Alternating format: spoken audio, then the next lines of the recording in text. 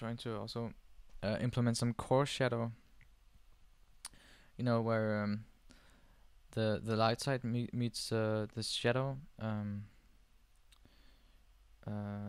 You get this really abrupt line, really dark line, and then shifting over to a more a lighter shadow, because maybe you have some bounce light, some light from the other side going in there.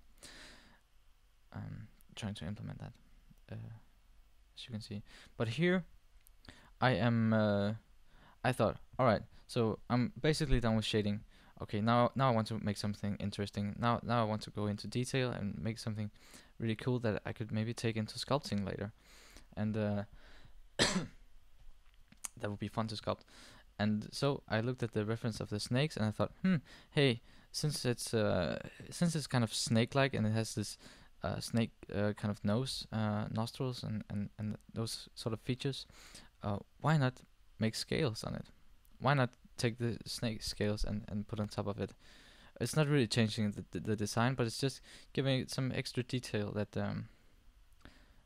that just looks nice and gives it something extra on top.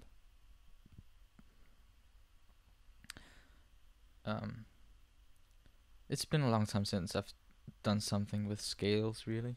I really like scales. So why not do it in this? I mean, you should think about how is the surface of your creature always, is it leathery, is it sort of like human skin, or is it slimy, gooey, or really rough, and or is it scaly? So yeah, and I thought, if it didn't work, then to hell with it. You can always make it in another layer, and then put it on or take it off just to see if it works. But I think in this case it actually makes the design a bit better, or presents it a bit better. Now it's really snake-like.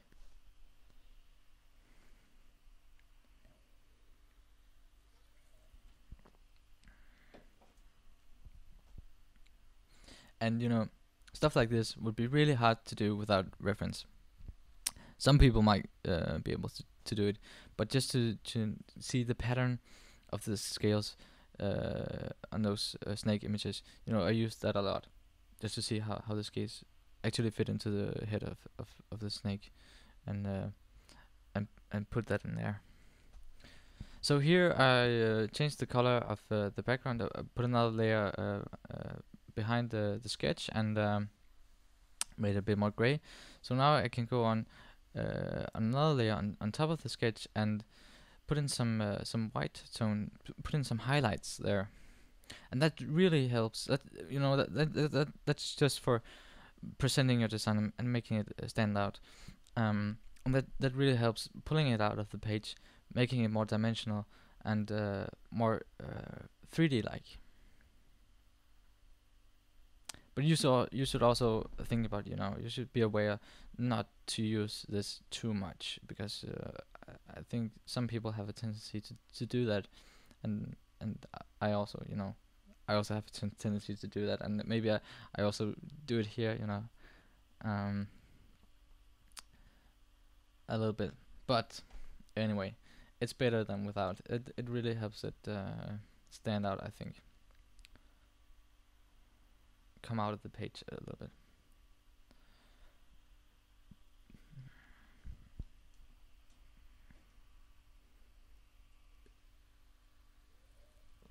And it's really important that you have your initial drawing, or your pencil rendering on a multiply layer, so that it gets a little bit darker.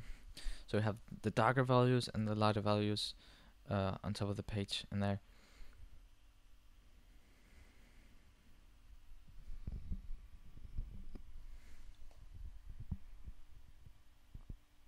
And I'm really, I'm trying to think about the light direction when drawing these highlights, but not too much. The only important thing is that it looks good, and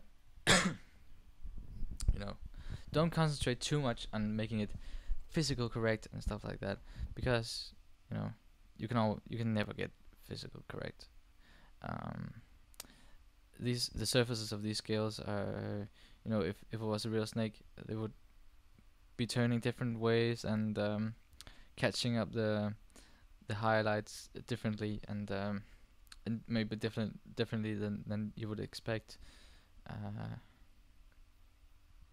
and it's your design, and it's your drawing, so you can make the light come from anywhere. But just think about, have some kind of uh, idea about where the light is coming from before you draw this in.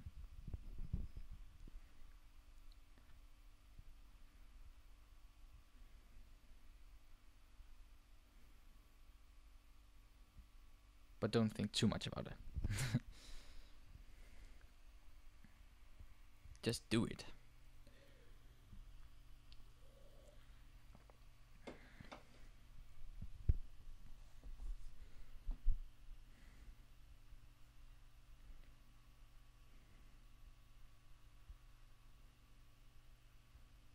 So I feel like I've maybe used those highlight a little bit too much, but well, to hell with that.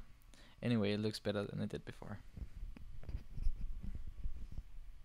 And here I'm just trying to figure out, okay, should I maybe make the upper jaw stand out a little bit more, pushing in the lower jaw a little bit, giving it some darker value, but I'm afraid of going too dark, so just putting in a little bit is all right.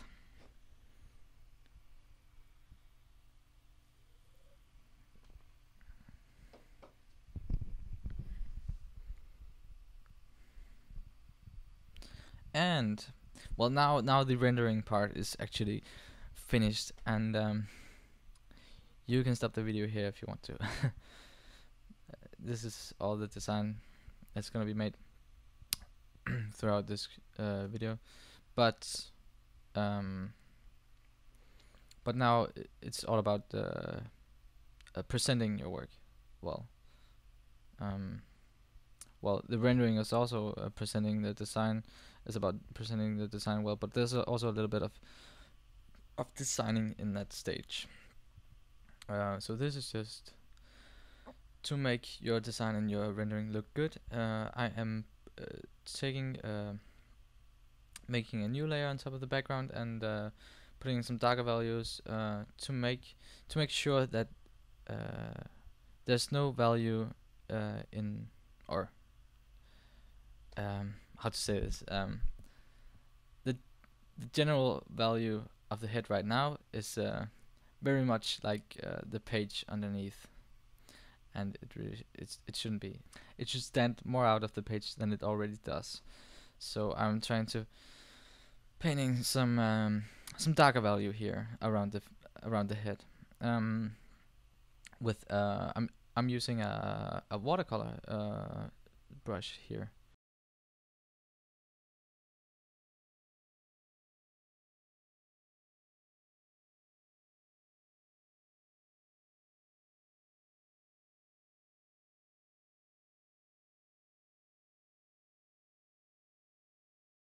When I'm done with the design, generally I'm trying to make a nice page, present it well, but I'm doing it different every time.